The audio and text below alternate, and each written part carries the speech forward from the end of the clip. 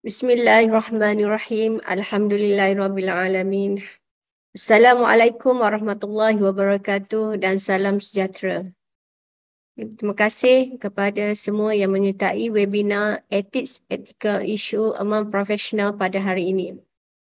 Yang saya hormati Ketua Jabatan Teknologi Kejuruteraan Mekanikal, Fakulti Teknologi Kejuruteraan, Universiti Tun Hussein On Malaysia, Profesor Madya Teknologis Dr. Rosniza binti Hussein alias Isa, yang berbahagia penceramah kita pada hari ini iaitu Profesor Madya IR Dr. Saliza Aslina binti Osman daripada Fakulti Fakulti Mekanikal dan Pembuatan, pensyarah-pensyarah, alumni UTHM dan pelajar-pelajar FTK yang dikasihi sekalian. Alhamdulillah, dengan limpah dan kurnia rahmatnya dapat kita sama-sama berkumpul dalam webinar Etika Isu Among Profesional pada hari ini. Hadirin dan hadirat sekalian, sebelum kita memulakan majlis webinar kita pada pagi ini, saya ingin menjemput saudara Muhammad Fakrul untuk membacakan bacaan doa. Dipersilakan. Assalamualaikum warahmatullahi wabarakatuh. Al-Fatihah. Bismillahirrahmanirrahim.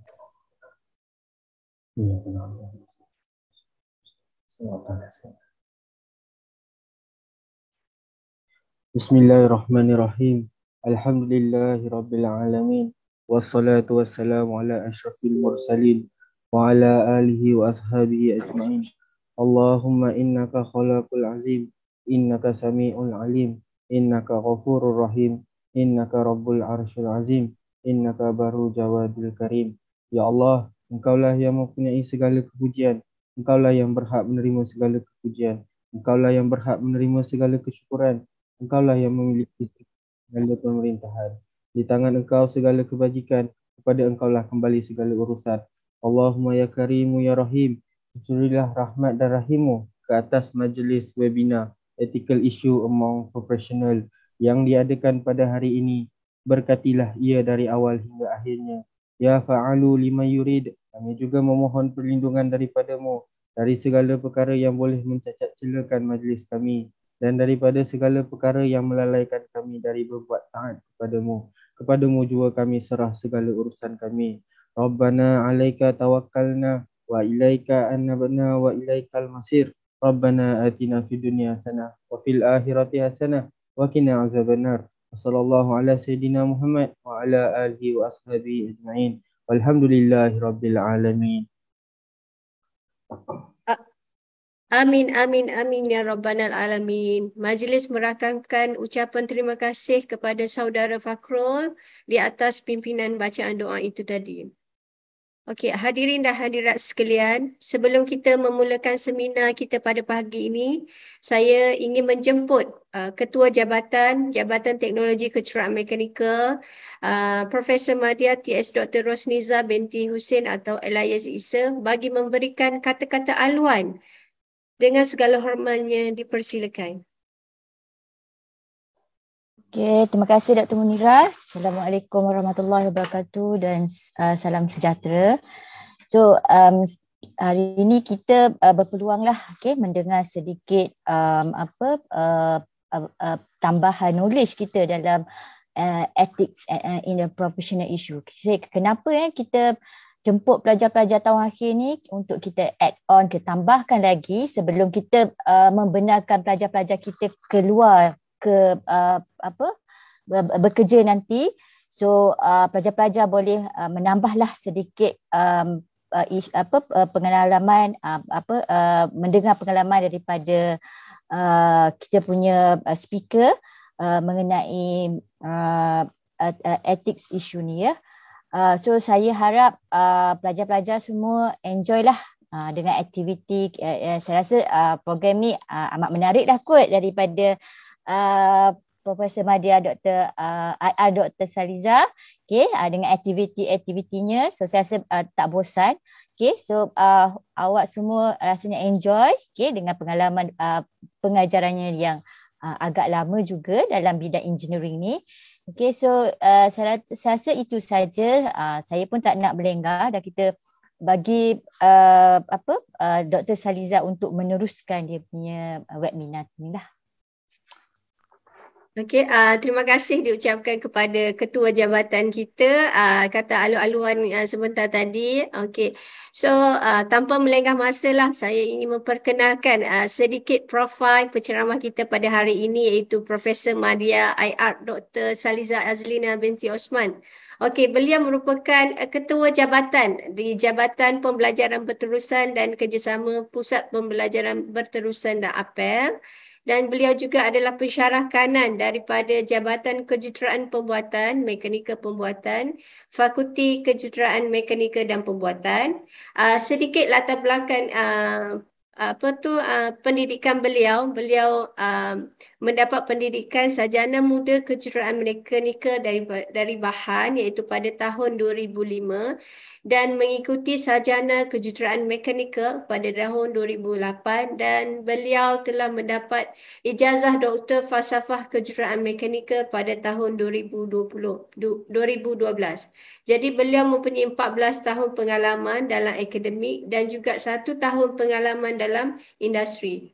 Okey, tanpa membuang masa, kelangsungan majlis kita ni diteruskan dengan saya menjemput Profesor Madya IR Dr. Saliza Azlina binti Osman untuk menyampaikan webinar pada hari ini.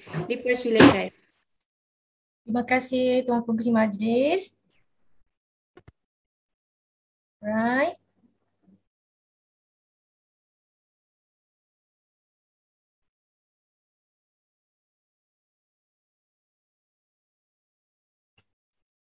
Okey, skrin saya nampak full ya? Nampak satu skrin? Nampak. Alright. Nampak. Okey. Assalamualaikum warahmatullahi taala wabarakatuh dan selamat pagi semua. Apa khabar? Untuk sesi saya ni kena buka mic. Dia tak boleh senyap je kat belakang tu, kita kena ada two-way communication. Okey, apa khabar semua? Alhamdulillah sihat-sihat. Baik Prof, Sihat. sihat. 72 orang partisipan hari ini. So saya harap masing-masing bersemangat pagi ni, walaupun pagi ni adalah waktu cuti, tapi apa kata kita penuhi dengan sedikit ilmu lah yang berkaitan dengan ethics. Okey, so sebelum saya mulakan kelas, pada peserta para pelajar yang pakai single device, yang pakai phone, so nanti get ready, pastikan bateri penuh, okay? So pada yang pakai laptop, so make sure juga you punya handphone tu adalah berdekatan, sebab nanti kita nak buat aktiviti kita ni dia agak limited untuk partisipan yang ramai, so siapa yang cepat dia boleh masuk, boleh join activities lah, alright? So hari ni, okay, saya dijemput khas untuk membantu para pelajar dalam isu etik among professional, okay? So, saya nak tahu siapakah yang datang hari ini, pelajar tahun berapa, pelajar yang dah graduate ke, okey, boleh ada wakil tak? Okey, tahun berapa, subjek berapa, okey, boleh komen? Tulis dalam chat box ke? Buka mic je pun okey. Kalau nama saya Samjeng Gyo, saya tahun 3 dari kos BNG. Alright, okay, go. Tahun 3 dari BNG. Yang lain ada wakil? Assalamualaikum, saya dari tahun 3 BNL. Tahun 3 BNL, tahniah lagi setahun, betul? Betul-betul. Okay, ada wakil yang lain? Jangan tulis kat chatting ya, sebab chatting saya tak nampak. Saya kena buka mic lah, kena buka mic hari ni. Jangan malu-malu. Okay, ada wakil lain? Ada kos yang lain? Saya Puan. Okey. Daripada tahun 1 BNM. Tahun 1 BNM, tahniah. Baru tahun 1 dah bersemangat nak attend untuk webinar ini. Okey, ada lain selain pada tahun 3 dan tahun 1 tadi? Selamat pagi, Madam. Yes, good morning. Good morning, saya dari tahun kedua. Okey. BNT. BNG. BNT. BNT. Ya. Okey, thank you. Okey, kita nampak ada wakil lah tahun 4. Ada tak tahun 4? Ada wakil tak dari tahun 4? Macam tak ada lah tu ya. Tak ada wakil tahun 4. Okey, tak apa, mungkin tahun 4 busy lah ni, nak minta kerja dah ni. Tapi mungkin ada yang kami soon akan masuk lagi. Biasalah hujung minggu kadang-kadang terlupa schedule kan. Alright, so tanpa membuang masa lagi. Ada Prof. Tahun 4 ada. Okey, ada wakil. Barulah profesional macam ni. Okey, tahun 4 dari kursus apa tu?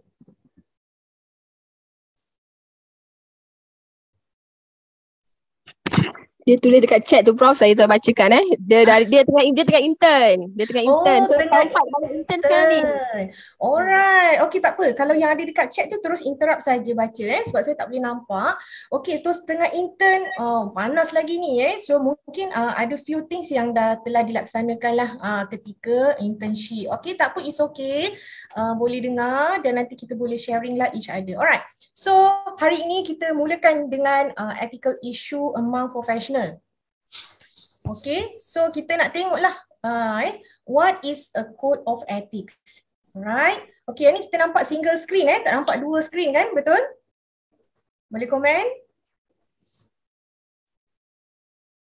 Okay, you all nampak single screen kan?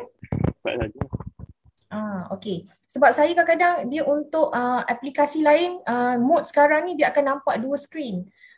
So yang ni saya hopefully dapat satu screen, full screen lah Alright, so kita mulai dengan definisi code of ethics. Alright, so kita nak tahu, okay, apa itu code of ethics? Semua orang tahu, etik tu semua orang tahu apa benda kan.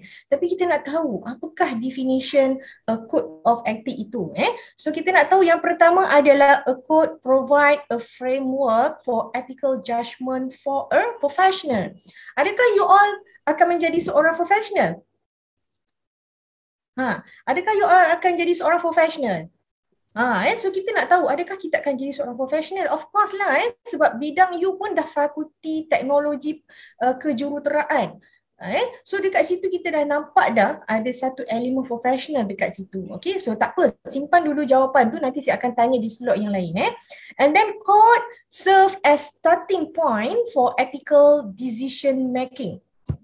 Okay. Sebenarnya bila code of ethic ni sebenarnya kita diuji ketika kita bekerja lah ni, especially for professional lah kita akan diuji bila mana kita nak buat keputusan.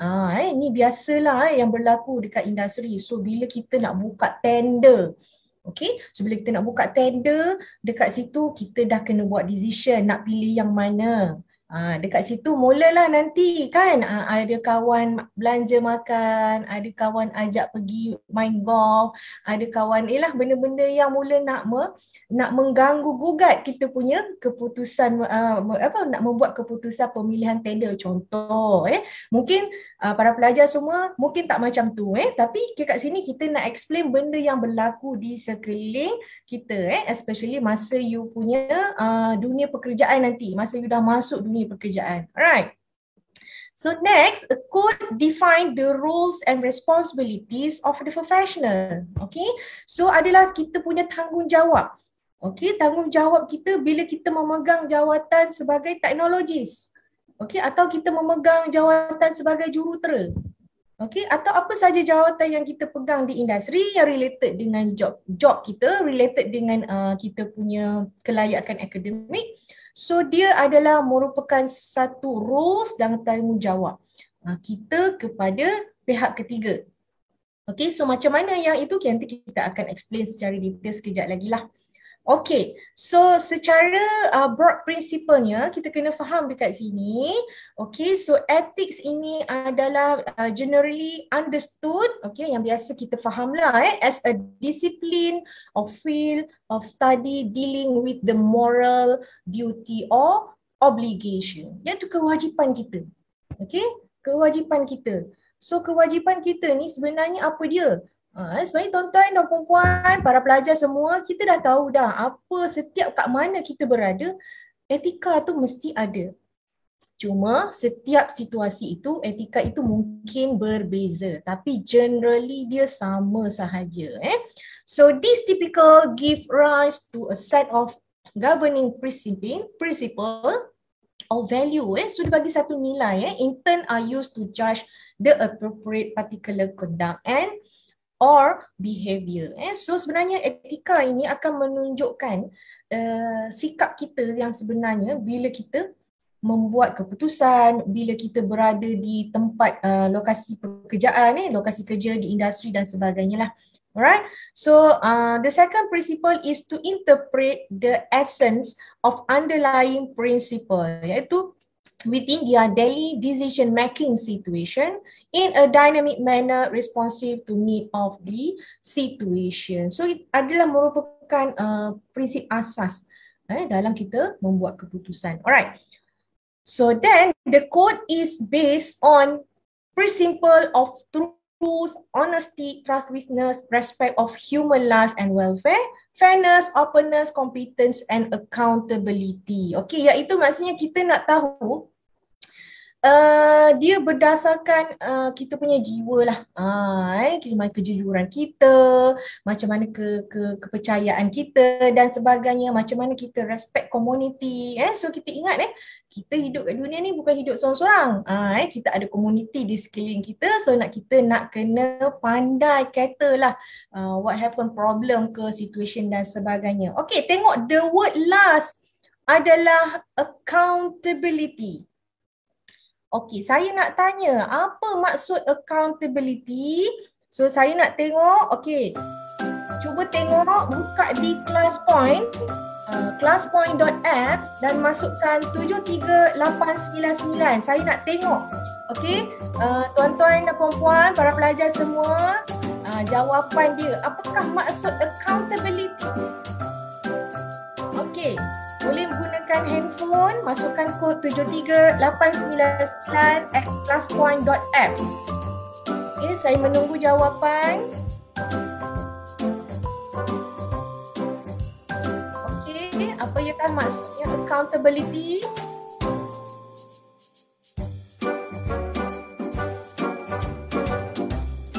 Okay, para pelajar yang ada internet yang laju, tolong jawab cepat-cepat. Apa yang anda faham tentang maksud accountability?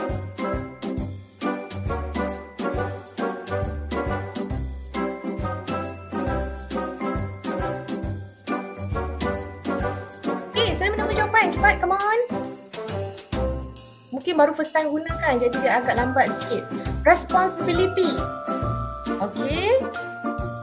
Boleh betul tapi kurang tepat. Boleh diharap. Betul juga. Okey, tapi panjang sikit. Dia bukan saja boleh diharap. Tanggungjawab. Yes. Okey, kat situ ada betulnya dekat situ. Okey, thank you Iwan. Okey, Muhammad Iwan. Okey, lagi.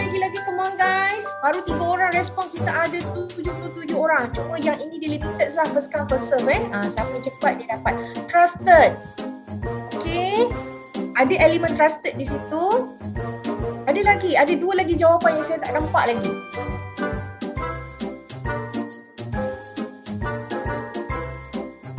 Okay, come on. Pastikan handphone anda mempunyai internet yang laju. Okay. Dan juga bateri mesti full. Okay, thank you Syarul. Kepercayaan. Alright, kepercayaan.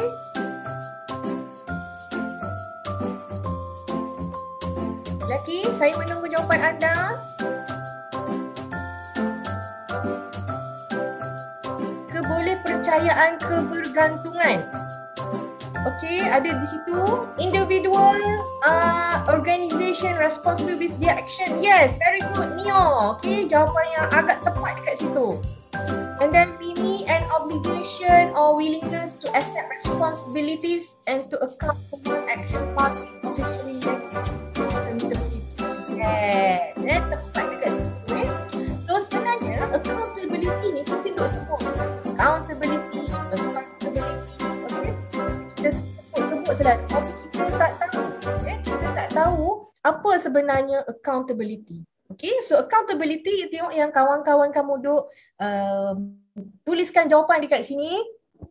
Okay, it's good. Semua jawapannya betul. Cuma mungkin dia jawapannya satu-satu, jadi dia tak cover the whole definition tu. Okay, quality akhir. Yes, ada quality dekat situ.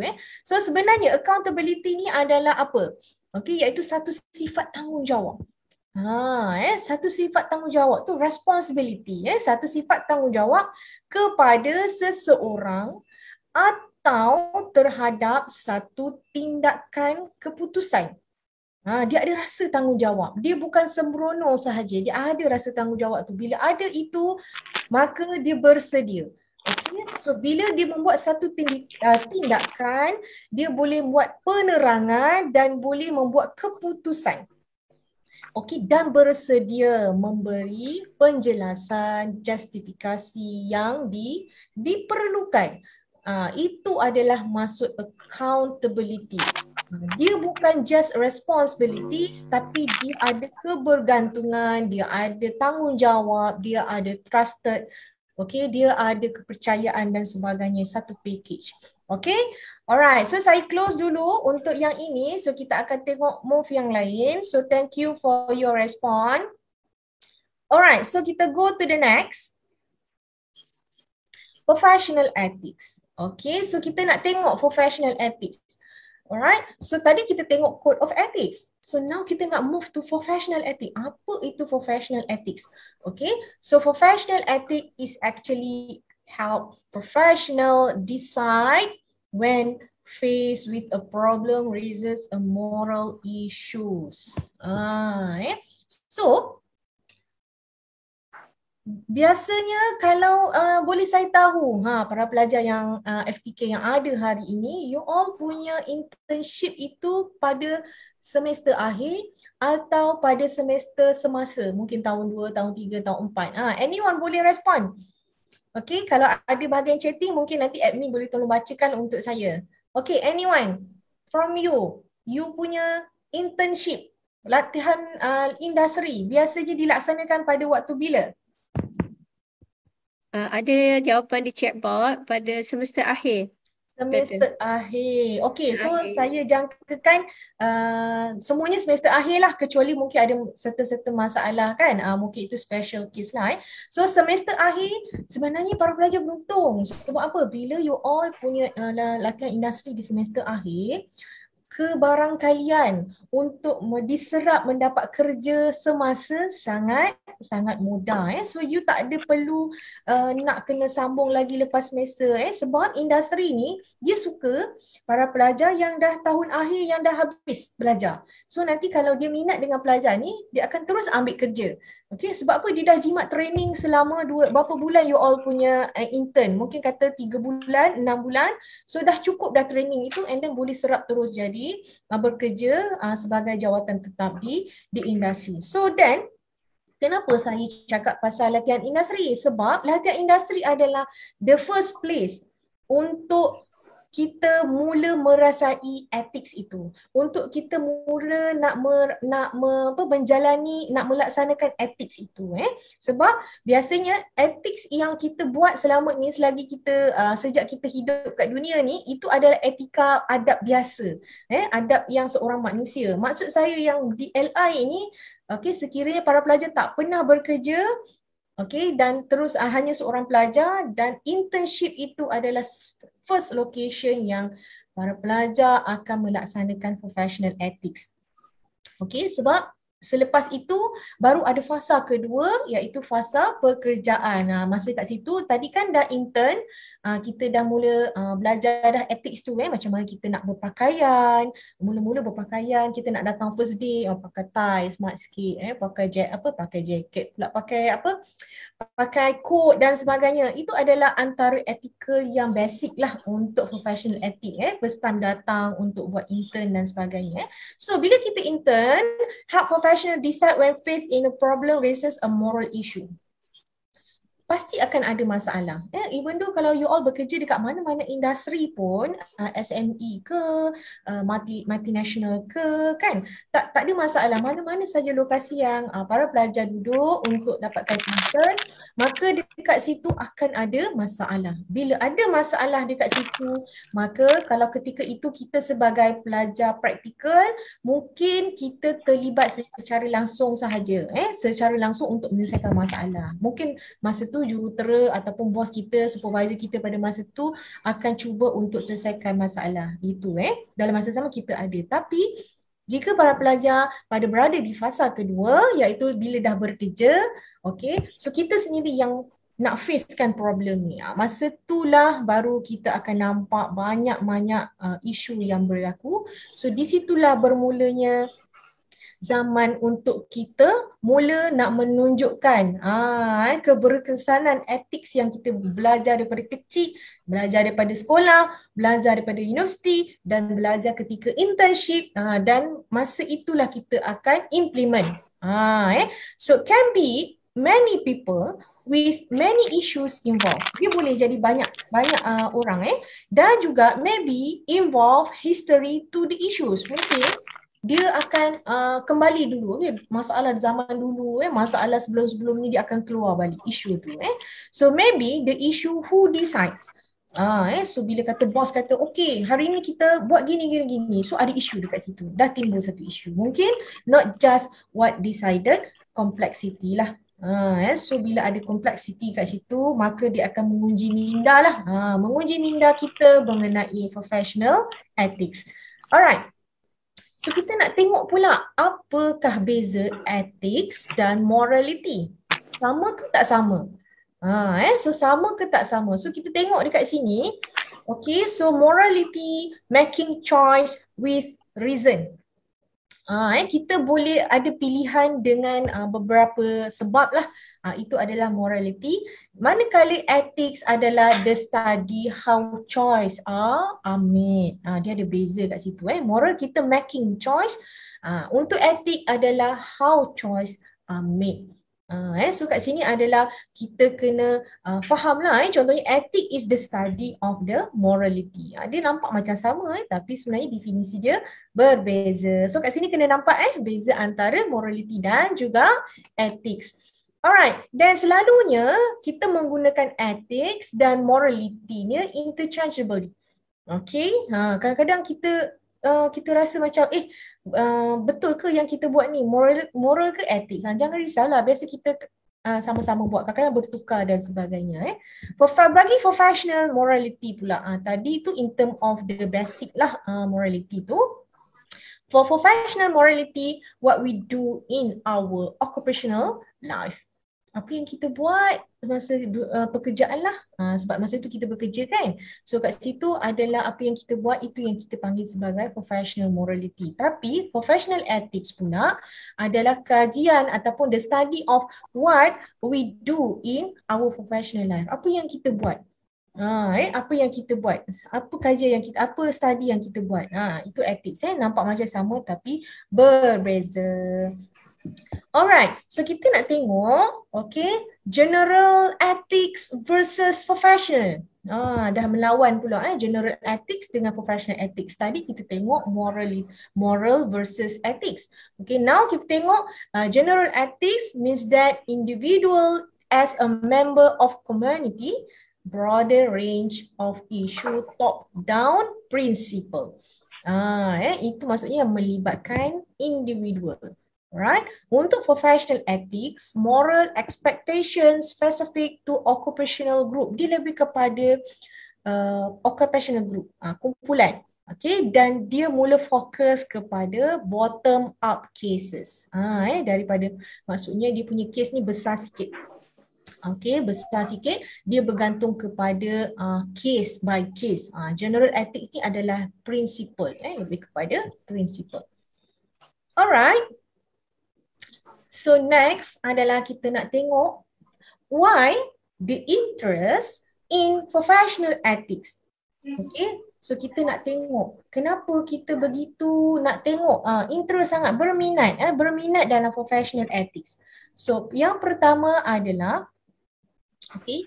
Yang pertama adalah kita nak tengok as occupation become more specialized, the ethical issue become more specialized.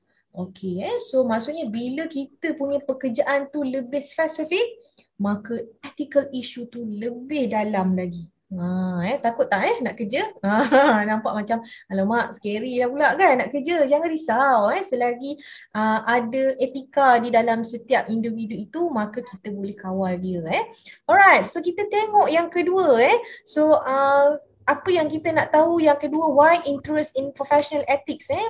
Okay, yang kedua adalah kita tengok professional societies have increased effort to establish ethical code to guide member. So, kebanyakan professional societies memang ada effort. Dia memang educate, dia memang provide untuk bantu ke semua member societies itu untuk beretika. Sebab dia jadi zaman sekarang ni ramai yang tak beretika daripada yang beretika. Jadi dia nak concern tu, so biasanya professional societies ni dia bantulah untuk guide the member. Right. So number 3, kita tengok pula increasing public scrutiny, lack of traditional difference. So maksudnya kat sini adalah meningkatkan penelitian awam. Maksud kita nak rasa concern orang awam secara umumnya supaya kita ini sebab kita punya tradisi ini kurang. So bila adanya professional ethics ni, maka kita nak bagi orang kata kesedaran lah macam tu. Alright, yang seterusnya adalah yang keempat, regulatory oversight. Ataupun kita panggil sebagai pengawasan kawal selia lah, kita kawal selia, dan public protection. Sebab cuba bayangkan kalau masa kita bekerja, semua orang terlibat dengan corruption. Apa jadi dengan syarikat tu? Okay, so dia jadi macam toksik tau dekat situ. So orang yang baik, yang tak nak melaksanakan perkara-perkara corruption ni contohnya kan, dia tak boleh nak sustain tau, tak nak buat. Sebab semua orang buat corruption dekat satu company itu, satu syarikat tu ataupun organisasi tersebut. So disebabkan itu, kita dengan adanya professional ethics ni, maka kita akan mengawal selilah, kita nak kawal dan kita nak protect orang sekeliling kita daripada melaksanakan perkara-perkara yang melanggar etika profesional. Okay, so sekarang saya akan ada group activity. So dekat sini kita ada lebih kurang 79, 80 orang. So 80 orang, saya akan dividekan lebih kurang 8 group macam tu. Okay, so you all kena get ready sebab saya akan movekan semua peserta ke dalam breakout room kepada 8 group. Okay, so get ready sebelum saya movekan you all kepada breakout room untuk discussion. So discussion ni adalah dalam bentuk kumpulan kecil untuk you all discuss. So saya akan berikan satu video iaitu engineering ethics. Okay, so sebelum para pelajar mulakan perbincangan sebentar lagi di dalam breakout room, so saya akan paparkan video ini. Okay, video ni agak panjang, okay, tetapi bukan nak suruh hafal semua, bukan nak suruh tengok sahaja pun bukan. So saya nak minta you all untuk lihat video, okay, dan senaraikan. So saya balik tadi, dan senaraikan apa informasi yang berkaitan dengan ethics yang you all dapat. Buat dalam bentuk numbering sahaja, dan nanti saya akan minta wakil kumpulan untuk share di slide di next selepas video. Okey, dah bersedia ke?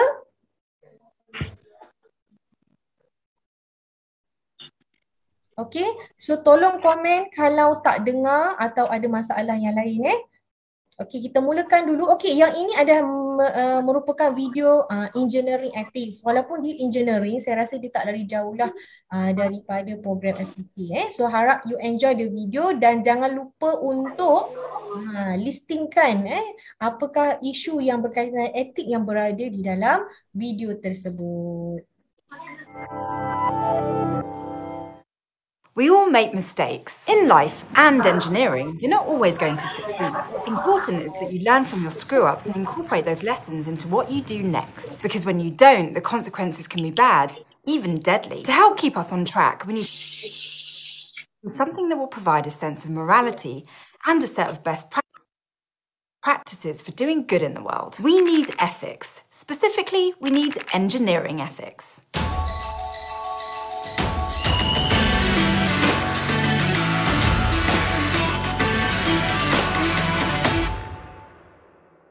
Engineering is a broad, ever-changing field. With so many different branches, it's good to have some common ground, a general set of guidelines or ideas for how the engineers of the world should go about solving problems. One of these is safety, which we'll talk about more next time. The other is ethics. In general, ethics is a moral philosophy that tries to deal with what's right, what's wrong, and what your duty is to do good and not do bad. Engineering ethics is essentially the same mindset, just applied to the field of engineering. It's the study of values, issues and decisions that are involved with the work of engineers. Ethics has a particular importance for engineers because people's lives are so often going to be in your hands. It's not just about remembering your manners or being nice to your neighbour.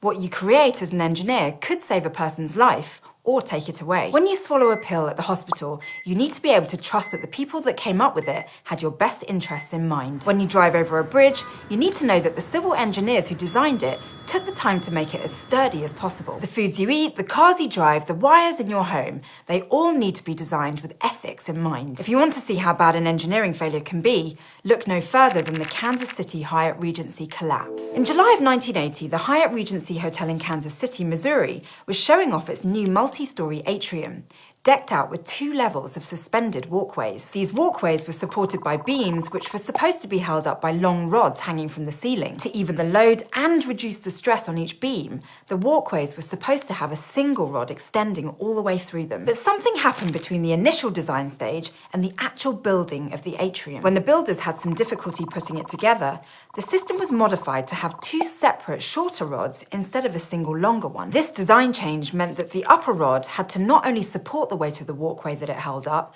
but also the one below it, essentially doubling the load. During a party about a year after the atrium opened, these beams failed and the 2 walkways collapsed, killing 114 people and injuring 216 others. In terms of lost lives, it was one of the most devastating structural failures in US history. A lot went wrong, much of it caused by poor oversight and bad communication. A formal review of the change design never happened, strength calculations were never performed, work was subcontracted out, and the engineer on record put their seal on the design without personally checking everything. It all could have been prevented if only they'd followed the engineer's code of ethics. There are a couple of different ones out there, but today we'll use the code of ethics from the American Society of Civil Engineers, or ASCE. Their code of ethics has 8 distinct principles, the first being hold safety paramount. This means that your chief concern as an engineer needs to be the health and welfare of the public. The rule goes on to say that you should only approve designs that are determined to be safe and that conform with accepted engineering standards. The fact that there weren't any calculations done on the design changes to the walkway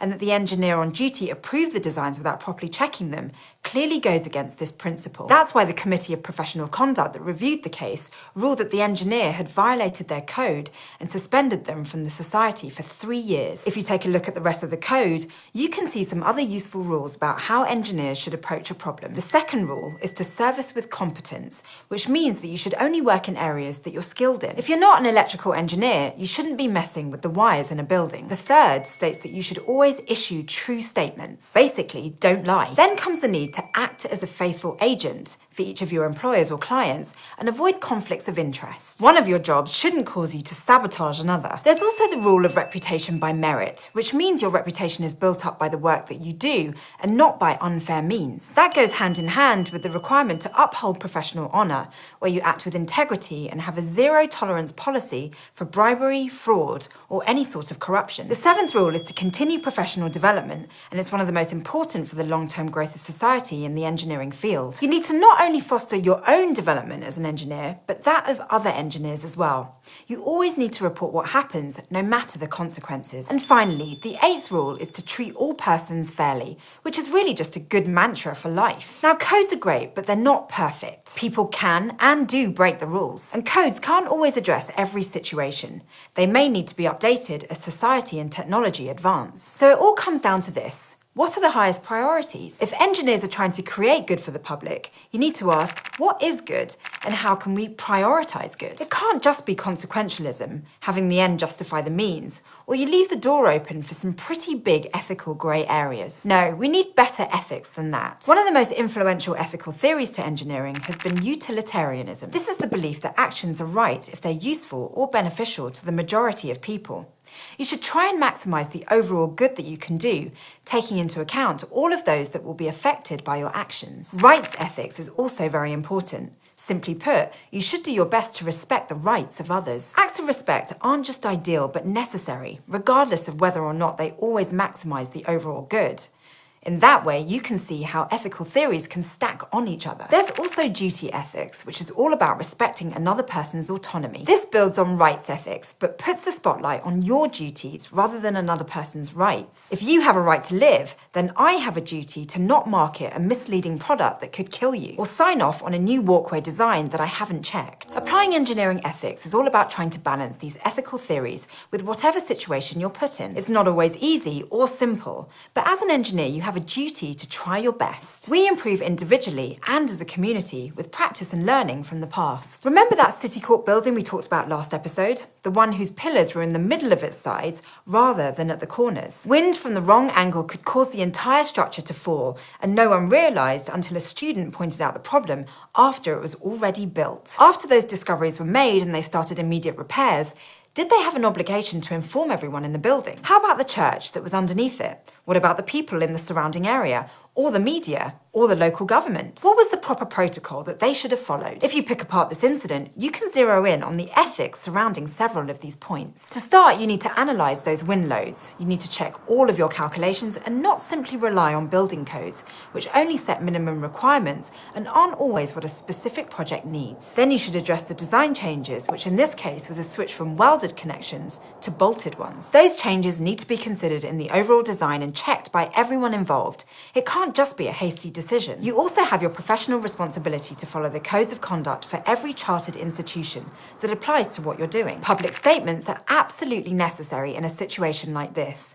The public has a right to know what's going on so they can plan accordingly. If you don't release a public statement, or like City Court, put one out that's misleading, you're denying people their right to ensure their own safety and make their own educated decisions. Finally, no matter what happens, you need to share and contribute to the advancement of professional knowledge. Concealing the City Court problem for over 20 years robbed everyone of decades of ethical and engineering learning. That's why even when tragedies happen, it's important to treat them as case studies on what you might learn to do differently in the future when approaching other problems. Like if you're going to try and go into space, you need to know about the Space Shuttle Challenger disaster. In 1986, a leak in one of its solid rocket boosters ignited the main liquid fuel tank, resulting in the loss of the vehicle and the death of the crew. NASA found the cause of the disaster to be the failure of an O-ring seal in the solid fuel rocket. And while there were many factors that contributed to this disaster, it was fundamentally an ethics problem. Sufficient testing hadn't been done on the O-rings, and NASA management didn't listen to the concerns of some engineers, all so they could stay on their launch schedule. Who knows what would have happened if a better ethical code was followed? It could have still gone wrong, but maybe it wouldn't have. All we can do is try, and with a strong code of ethics at our side and knowledge of the past at our backs, we can make the best, most informed decisions to ensure our designs have the best possible impact. There's no better way to do it. Today we talked about ethics and how it can be applied to engineering. We learned what a code of ethics is and how it can apply to a situation like the Kansas City Hyatt Regency collapse. Then we learned about engineering ethics and the ethical theories of utilitarianism, rights ethics and duty ethics. Finally, we brought it all together. Okay, so saya stop dulu sampai di situ. Alright, so kita akan, saya akan masukkan para pelajar semua di dalam breakout room. So apa yang kena buat dalam breakout room, apa yang para pelajar catatkan tadi, compilekan di dalam satu dokumen. Okay, and then nanti tuliskan nama ahli kumpulan, simple-simple sahaja dan dah siap nanti pastekan di bahagian chatting. Okay, so saya nak tengok. Alright, so are you ready? Saya akan buat breakout room untuk you all. Ada lebih kurang 72. Okay. So saya bagi lebih kurang masa 15 minit sahaja untuk perbincangan, okay? Alright, so yang ini saya akan add room lebih kurang 8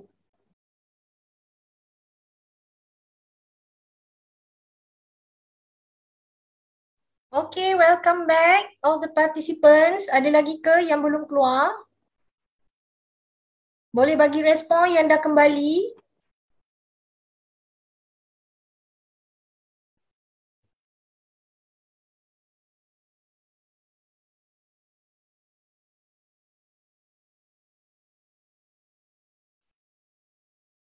Okay, boleh bagi respon tak? Bagi tahu dah comeback ke belum? Dah. Alright. Okay, so tadi saya ada masuk juga dekat setiap group. Okay, ada yang okay, ada yang tak berapa faham lagi, but it's okay. This just a simple activity sahaja. Okay, so tadi saya ada bagi tahu kalau you punya info tu banyak, maka kamu boleh copy dan masukkan di bahagian chatting. Okay, tetapi kalau jawapan tu tak banyak, okay, saya boleh juga untuk tengok, saya akan open word cloud ni juga. Okay, so kalau boleh pastekan setiap wakil kumpulan, boleh pastekan 1 atau 2 jawapan dekat sini, saya tunggu.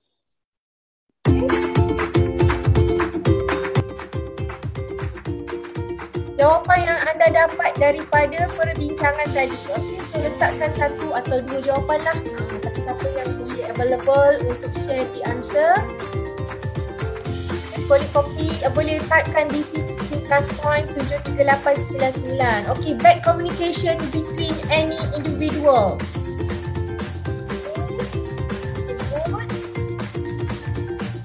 Dan lain, ethics deal with such question at all levels. Yes. Please minit-minit ya. Kalau panjang tak boleh nak baca. Simpulkan ayat. Okay. Lagi group seterusnya. Ini ayat yang simple saja sebab yang apps ni tak boleh baik. Okay, ada group. Takkan 2 je. Mesti ada yang lain. Okay, kumpulan boleh tolong letakkan. Kita share kat sini sama-sama.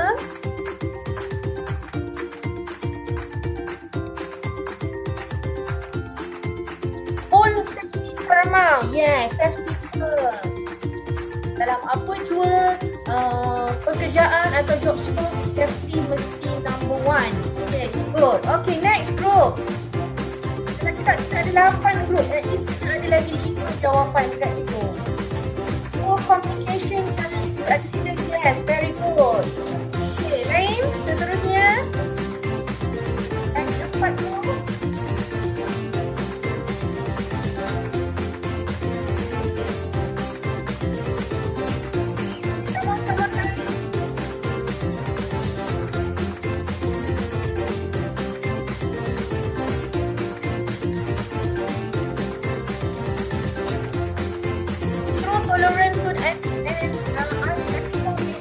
Yes, betul. Kita tak boleh bagikan langsung berkaitan dengan ethics ni tadi.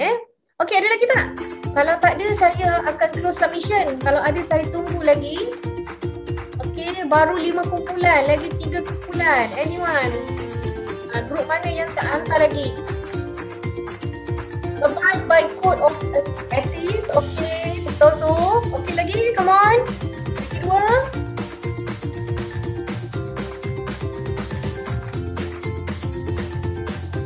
Lagi 2. Kau kan pandai laju-laju kan? Kat laju sikit. Ada lagi ke tidak? Sebab ada 19 orang yang online. So should be ada lagi 15 at least. Ada 8 group lagi kan? Ada lagi? lagi, Division of Engineering is able to produce ideas. Okey, betul. Sebab engineering kita cover banyak portion dalam especially on construction dan sebagainya. Okey, 467 lagi satu. Last topic. Last one. Answer before we continue. Last answer. Lack of knowledge. Okay, lack of knowledge. Okay, so lack of knowledge ni sebab biasanya kalau staff baru dia mungkin akan ada kesilapan berlaku biasalah tapi dia kena belajar sesuatu daripada kesilapan.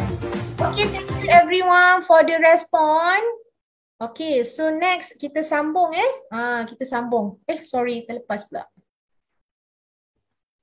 Okay, so kat sini kita nak tengok pula typical of ethical issue. Yang saya senaraikan ni is not limited to this list lah, sebenarnya banyak lagi ethical issue. Okay, yang ini adalah yang saya bagi tahu ni antaranya lah, dan banyak lagi sebenarnya. Kalau nak senaraikan memang tak cukup lah satu slide. So antaranya adalah honesty. Okay, so honesty, integrity, yang ni yang kebiasaannya yang penting lah, yang biasa berlaku dalam masalah ethics ni. Confidentially, okay, kita keyakinan kita dan sebagainya. Okay, and then competence, commercial pressure, environment and sustainability. Yang ni sekarang ni yang susah sikit kita nak laksanakan. And then health and safety, information or privacy. Okay. So this one antara lah ethical issue yang biasa-biasanya terjadilah masa sekarang ni. Alright, so next adalah kita nak tengok code of ethics. Okay, code of ethics dari perspektif MBOT. Apa itu MBOT? Okay, boleh tuliskan di chatting dan admin boleh tolong bacakan atau open your mic. Apa itu MBOT? Siapa tahu MBOT tu apa? Siapa tahu MBOT itu apa? Anyone? Malaysia Board of Technologies. Okay, Malaysia Board of Technologies. Okay, good. Siapakah MBOT? Siapakah MBOT? You all mesti register dengan MBOT kan? As professional, graduate technologies. So siapakah MBOT? Boleh chatting, boleh open mic.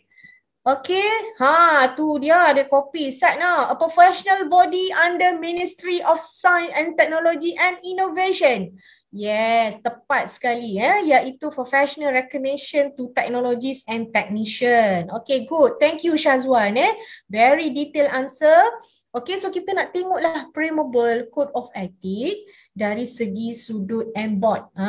So kita nak tengok because you all nanti adalah technologies kan, professional dari segi technologies. So mesti ada badan yang nak jaga you all. Okay, mesti ada satu badan yang nak guide kita. Especially kita mesti ada Code of Ethics especially for technologies. Okay, walaupun dalam akta tu dia ada and technician sekali. Dia sama je Code of Ethics ni sebenarnya dia boleh pukul rata. Dia sama je semua macam mana dia klasifikasikan Code of Ethics. So kita tengok, okay, in term of MBOT ni, a Code of Ethics is a written collection of principles, value, standard, behavior, relationship that an organization considers significant and believe are fundamental to its successful operation.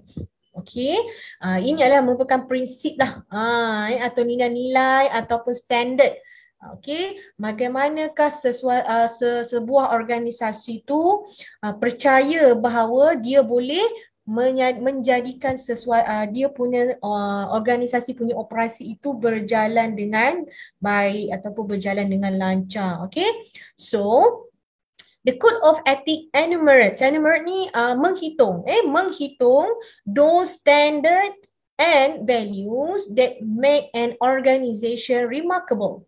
Okay, and enable to it stand out for similar organization. Okay, so kita kena follow lah. Biasanya MBOT ni dia satu badan organisasi, biasanya dia ada rules and regulation dia sendiri yang semua pendaftar professional mestilah follow. Kalau tak dia ada akta dia dan mungkin dia ada dia punya macam penalty ataupun denda lah yang akan dikenakan sekiranya kita melanggar etika yang telah ditetapkan. Okay, it is adopted by organization to reflect the system that is present in the organization. So yang ini adalah secara general lah Primable Code of Ethics from MBOD. Okay, so next adalah yang ini kita nak tengok details Code of Ethics. Yang tadi tu primable sahaja, intro sahaja. Okay, so yang pertama, apakah MBOD punya info mengenai Code of Ethics. So yang pertama adalah kita tengok apakah yang pertama. Yang pertama adalah reflects the commitment that all registered professionals make to high standard of competency and ethics.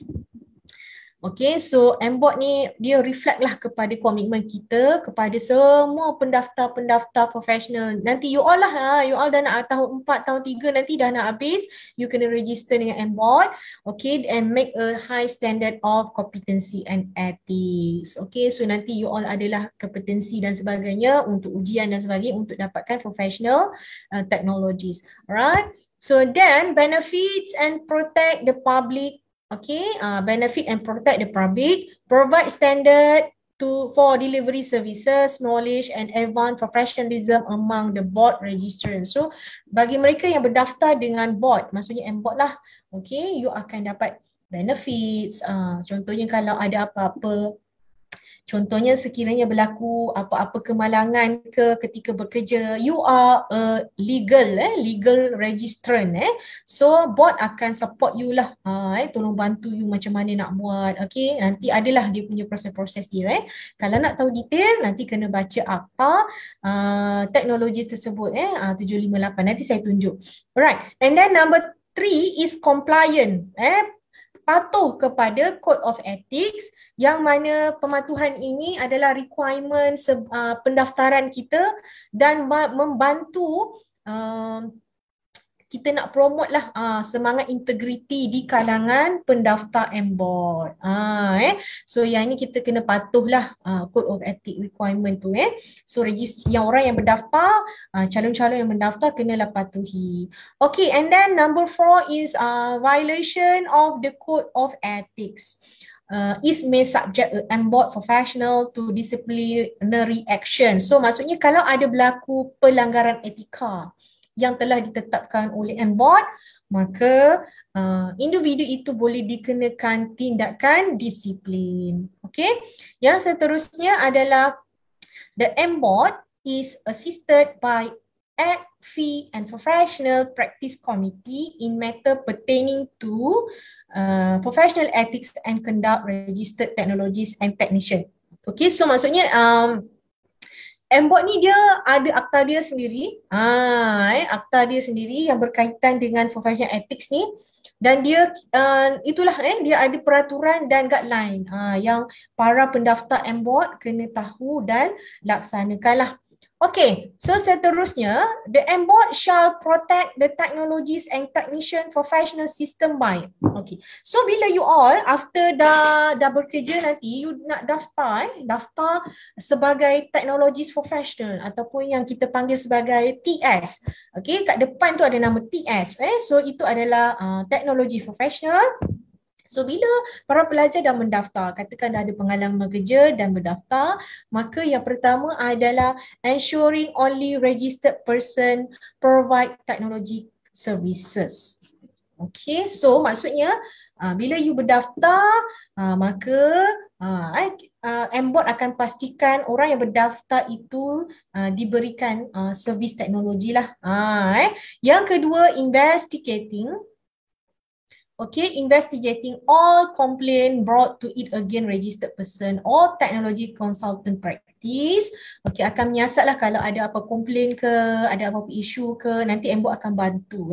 And then yang seterusnya adalah conducting disciplinary hearing. Kalau ada masalah disiplin ataupun anda disabitkan kesalahan dan sebagainya, nanti MBOD akan orang kata MBOT akan tolonglah tengok betul tak you all ni disabitkan kesalahan, siasat lah.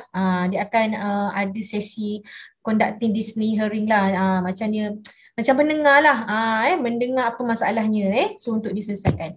And then taking action again registration person pursuant to section 27.1.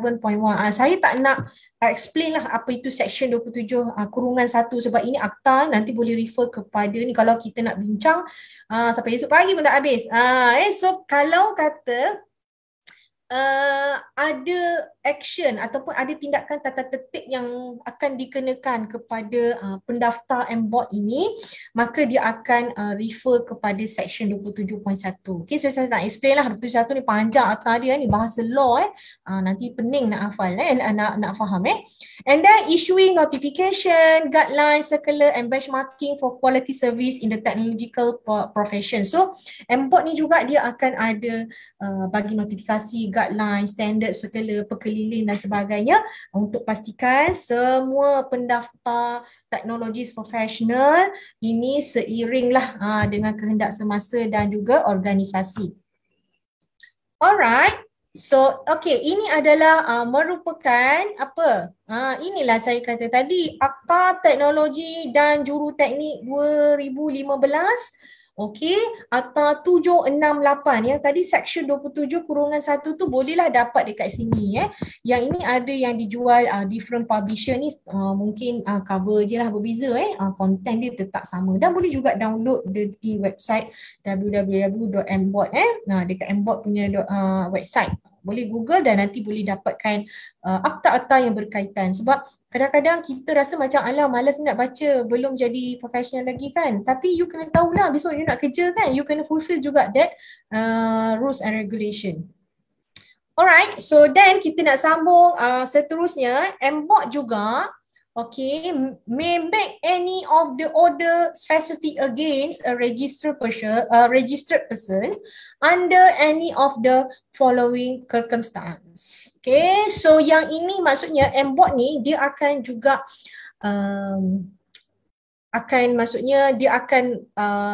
bagi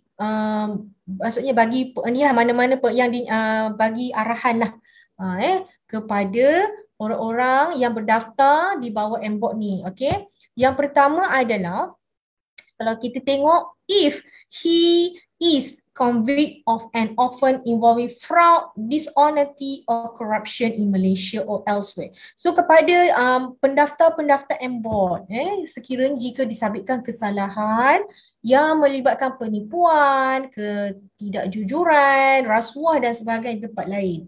So nanti akan terimalah surat cinta daripada MBOT atau dipanggil untuk siasatan dan sebagainya lah. Okay, another things order yang akan MBOT akan siasat dan tolong tengok apa jadi ni. Yang kedua adalah if his registration under this act has been obtained by fraud or mispresentation.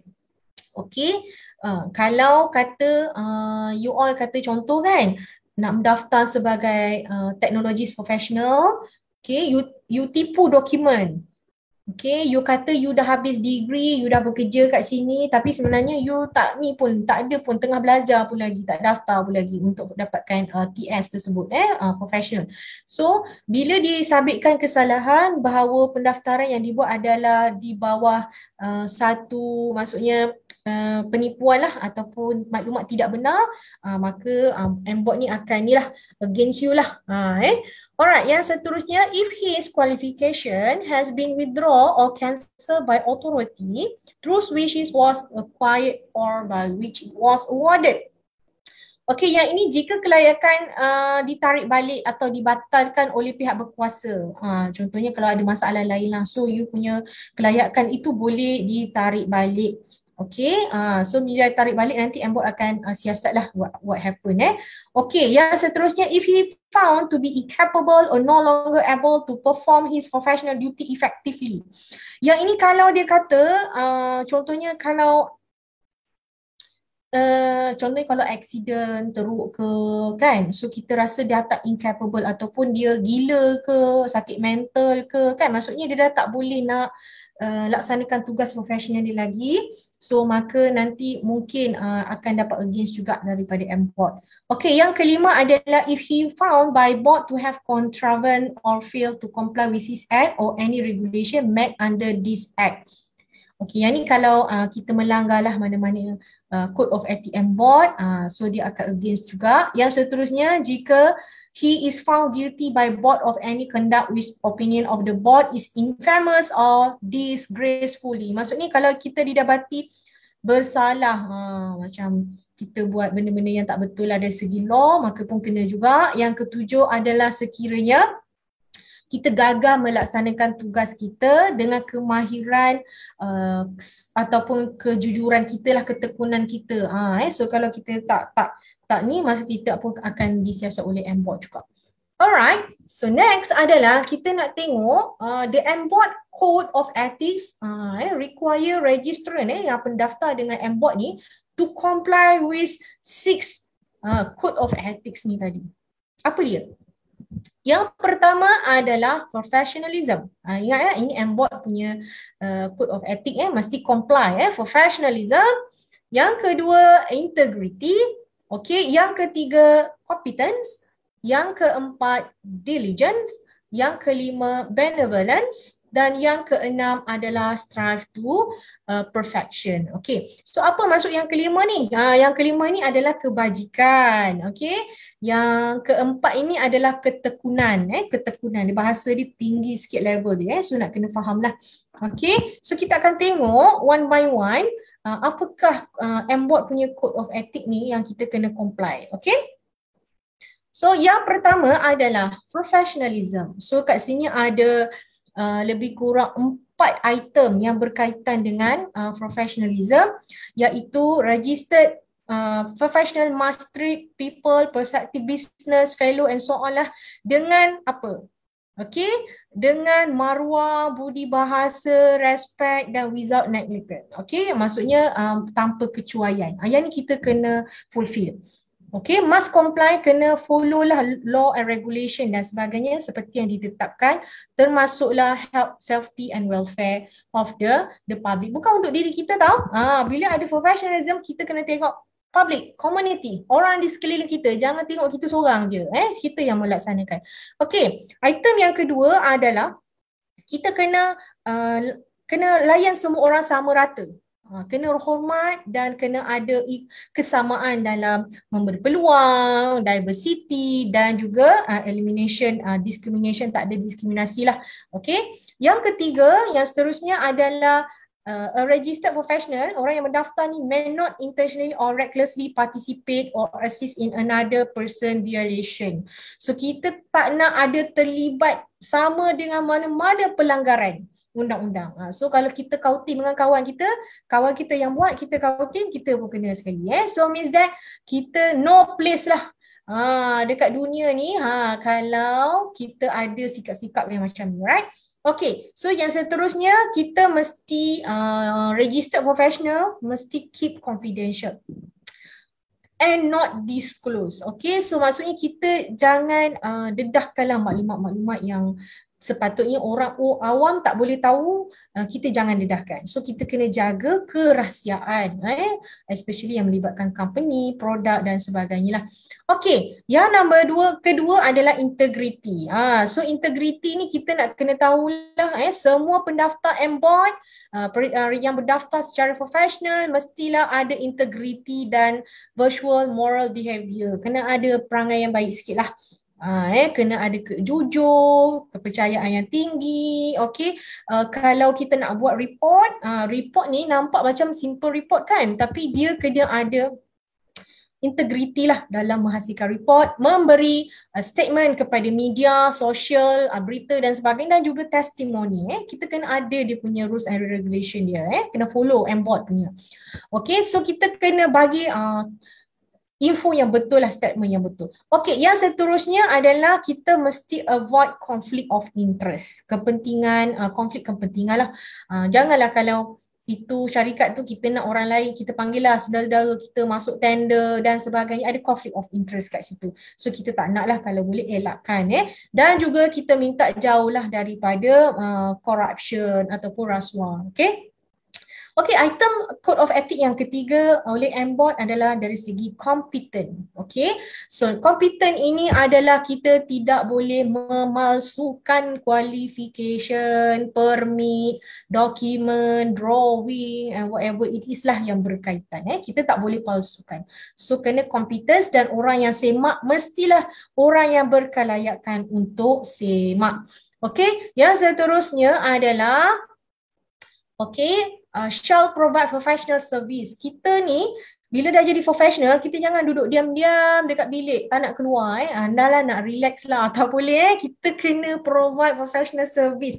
Kita kena serve to mankind, community. So kita kena membagi servis kepada orang luar. Sebab kita ada kompetensi, kita ada kelayakan, professional itu. So kita kena servis lah, serve kat orang lah mengenai, mungkin kita bagi nasihat ke, kita bantu menyelesaikan masalah ke, whatever lah yang berkaitan, maka kita kena bantu dari segi kompetensi yang kita ada. Tapi kalau you all are from mechanical, so you punya competence kena serve mechanicals lah. Kalau you civil, civil jangan cross discipline. Bila cross discipline, dia tak competence. Okay. And then number 4, diligence, iaitu ketekunan. So memang MBOT minta lah registered professional itu mestilah ada relevant, ada ketekunan yang tinggi untuk belajar sesuatu, tambahkan skills, okay, dan juga proper regard according to the professional standard. Okay, dan juga calon-calon pendaftar profesional juga perlulah berusaha untuk meningkatkan reputasi profession masing-masing lah, bergantung kepada profession masing-masing. So kena ada yang itulah. Okay, yang number 5 ini adalah kebajikan. So maksudnya adalah kita yang berdaftar ini mestilah sincere lah, berhati baik, mesti kena ada kind sikit, janganlah muka ketat sangat, mentang-mentang lah kerja bahagian mechanical, bahagian oil and gas, muka ketat je kan, tak nak lah macam tu. Kita kena baik, kena baik hati dengan semua orang, itu adalah kehendak, sebab kita kena ada kebaikan. So bila kita ada kebaikan, banyak benda yang boleh selesai sebenarnya, nampak macam tak nampak apa-apa, tapi memberi kesan.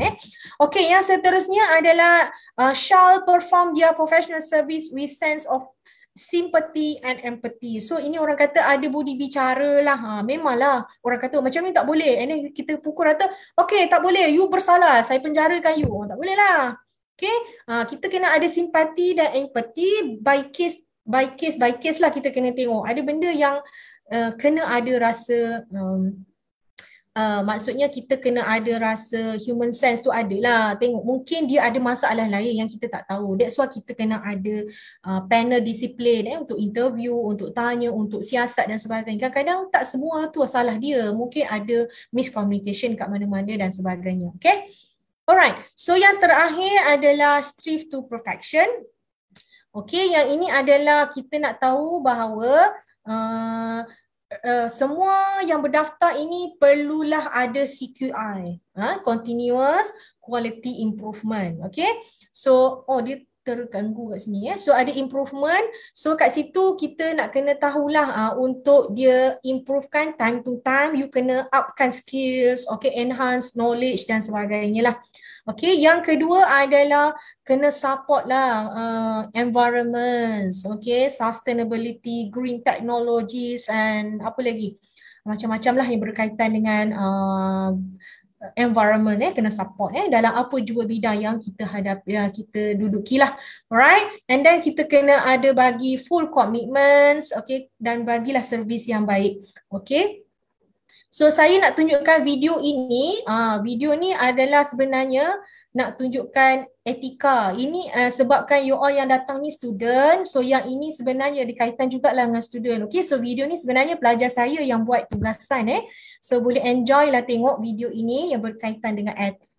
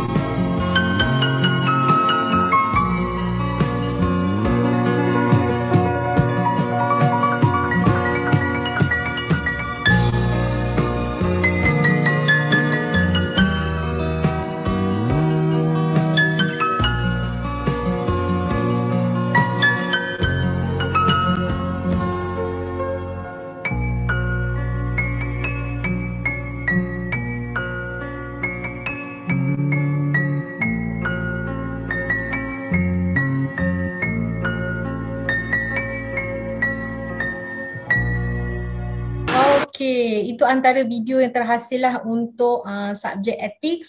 So harap para pelajar semua terhibur lah. Okay, kita ada masa sikit lagi sebelum kita ada assessment. Okay, semua para pelajar semua akan ada assessment ya the end of the webinar. Tapi simple je assessment tu Don Muri. So sebelum tu saya akan sentuh sikit workplace ethic sebab dia berkaitan dengan ethics kan. Sebab workplace ethic ni dia bukan sahaja mesti dilaksanakan ketika bekerja, tetapi sebenarnya kalau tengah LI pun kita boleh laksanakan jugalah. So kita nak tahu workplace ethic ni sebab kita nak jadi excellent workers. So kita nak tengok. Okay, yang kat sini saya nak para pelajar respon dekat saya. Okay, simple questions. Okay, so you nak bekerja kat mana? Okay, soalan yang pertama adalah you nak bekerja kat mana? Dan yang kedua, bidang yang you nak interested nak kerja. Okay, so soalan yang pertama nak bekerja dekat mana? Ni impian lah sekarang ni berangan lah dulu berangan kan free kan. So which area of field yang you interested nak kerja ataupun kalau nak LI dan sebagainya. Okay, so saya nak macam biasa, okay, keluarkan phone untuk respon di kelas pon saya. Okay, yang pertama you nak bekerja dekat mana? So yang kedua, apakah bidang yang you nak ceburi dalam bidang pekerjaan? Okay, come on. Okay, pastikan handphone anda ada line yang cukup.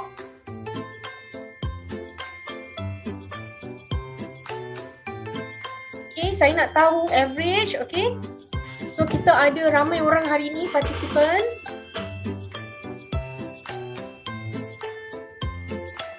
Okay, 73899. Boleh tak saya nak tahu respon? Penggerang Johor, oil and gas. Okay, Ain. Okay, all the best. German Civil. Okay. Oh, Iwan ni memang bercita tinggi. Saya doakan semoga anda berjaya. Okay, lagi. Diorang tak ada cita-cita ke nak kerja sebagai apa? Dua orang ni memang very harmful. 73888. Apa itu Balki? Itu nombor. India Civil, Rajan Petronas. Okay. Ramai yang minat oil and gas ni. Okay, baru 5 orang. Ada lain? Ada lagi? Okay, come on. Lecturer Mathematics. Wow. Okay, Top Glove, PUC. Oh, ni very specific. Okay, saya doakan semoga berjaya. I want to involve in oil and gas industry, Pemex or Baker Hughes. Wow, ini company besar ya. International. Okay, good. Jerman BMW. Okay. Safety Officer. Safety Officer ni nampak di officer tau. Gaji mahal safety officer. You all yang tak ada cita-cita jadilah safety officer. Gaji mahal. Ferrari Manufacturing. Wow, ini dapat free tak kereta Ferrari 1. Education, University. Okay, yang ni nak jadi lecturer. Good. Okay, nak menyumbang kepada anak bangsa. China Automotive or Automation. Okay, good. CRRC, Jordan. Saya kurang pasti CRRC tu apa. Okay, Korea Mechanical. Shazwan, you nak pergi jauh sangat Korea. Okay, tak apa. Ada kawan saya sekarang ni setahun duduk kat Korea. Dia ada projek kapal kat situ. Seronok dia setahun kat sana. Tesla, okay, Tesla ni memang best lah. Bekerja di Malaysia, lecturer dalam engineer. Lecturer dalam engineer ke lecturer dan engineer? Okay, Malaysia Prime Minister. Wah, okay. Ni semoga nanti kalau Akil jadi menteri nanti kuat kuasakanlah code of ethics especially untuk professional. Okay, thank you for your response. Saya close dulu. Okay, so kita go to the next. Okay, yang ini adalah satu video yang berkaitan dengan workplace ethics. So boleh enjoy tengok.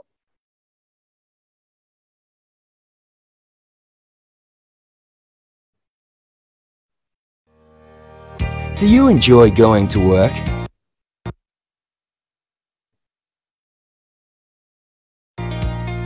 Maybe there are days you dread. Or maybe there are chats you love and meetings you loathe. Or maybe it's the other way around. What is your perfect workplace? A positive workplace might have different details for everybody, but the result should be the same. An optimistic workforce with employees who feel empowered and enjoy coming to work. It means more collaboration, creativity, productivity, and profitability. The happier people are to be at work, the better customer service will be. The better the culture, the greater your company's reputation and recognition. Everybody wins in a positive workplace culture. Alright, okay, itu antara video lah untuk selingan Alright, so kita go to the next.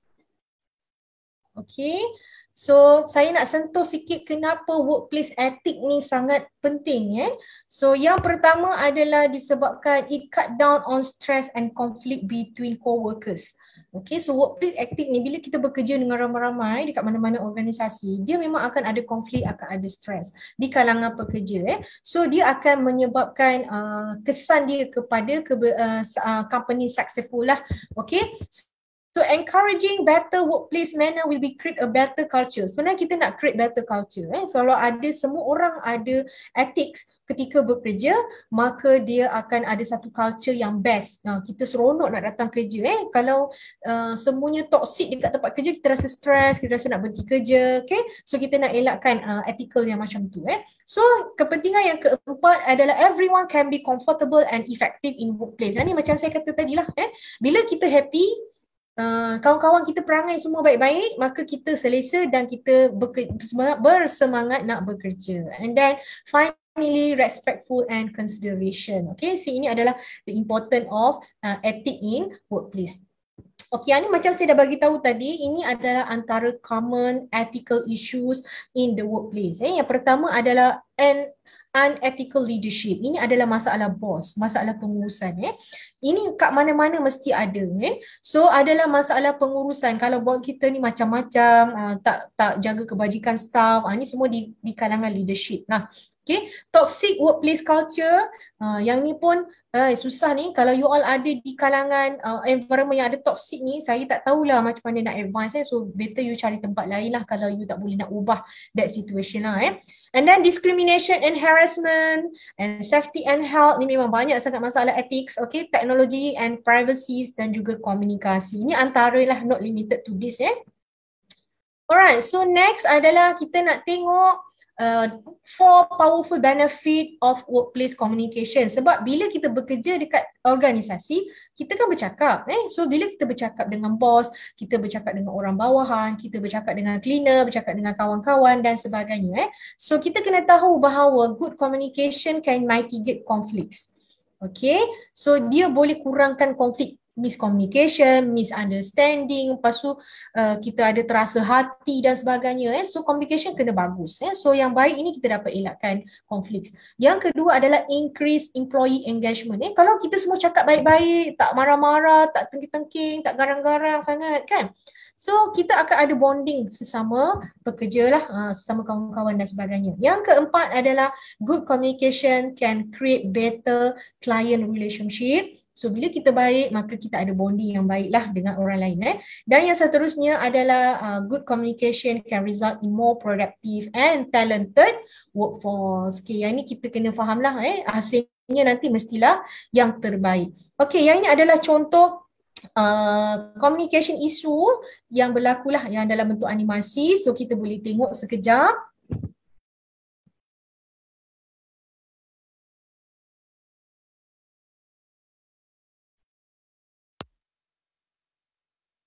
We all use words and language every day to interact with people at work. But do we really communicate effectively? Effective communication can be broken down into 3 parts: listening, understanding, and responding. Let's look at these one by one. Listening involves hearing the words that are being said, taking in non-verbal cues such as body language and facial expressions, plus paying attention to voice modulation. We then move on to the next stage, understanding or giving meaning to what we have heard. Most communication breakdowns happen at this stage because we often misunderstand or misinterpret what is being said. When we make errors in interpretation, we are likely to respond incorrectly as well. For example, your boss asks you if the task that he assigned to you has been completed. If you interpret that as the boss blaming you for not completing the task, you are likely to respond with anger. However, if you interpret that as your boss wanting to just know the status of the task, you are likely to feel less angry and defensive. How we interpret what we hear is affected by the thoughts that pop up in our minds when we are listening. At Way Forward, we help you catch these automatic thoughts so you can reduce communication errors and be more productive at work. For more information, reach out at www.wayforward.co.in. Itu adalah contohlah masalah communication. Alright, so lastly for the conclusion, before kita buat sedikit assessment, okay, so kita kena tahulah bila you dah bekerja besok as a professional, so kita kena tahu bahawa professional must act ethically. Kita mestilah seorang yang professional yang beretika, but ethic is about doing the right thing. So hopefully besok you dah bekerja, you kena do the better right thing lah. So depends on the situation and you need to think. Okay, so now it's time for the assessment. So nanti admin akan sharekan link untuk assessment. So selepas assessment, okay, ada apa-apa ke pesanan dari admin sebab saya dah selesai. Assessment tu para pelajar kena ingat seorang boleh hantar sekali saja submission. So boleh buatlah bila admin dah bagi link. Okay, so okey, terima kasih Profesor Madya IR Dr. Sariza. Okey, untuk link of assessment saya telah masukkan dalam chat box. Boleh tengok dekat chat box, Zoom chat box dan juga link attendance lah.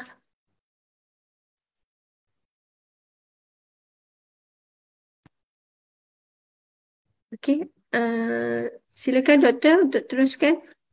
Saya dah habis tadi, kita tunggu untuk assessment je terus. Okey. Okey, sambil kita membuat assessment, boleh tak kita ambil gambar dahulu? Fotografi. Okey, diminta semua pelajar untuk onkan kamera. Okey, saya paskan sesi fotografi kepada tim teknikal.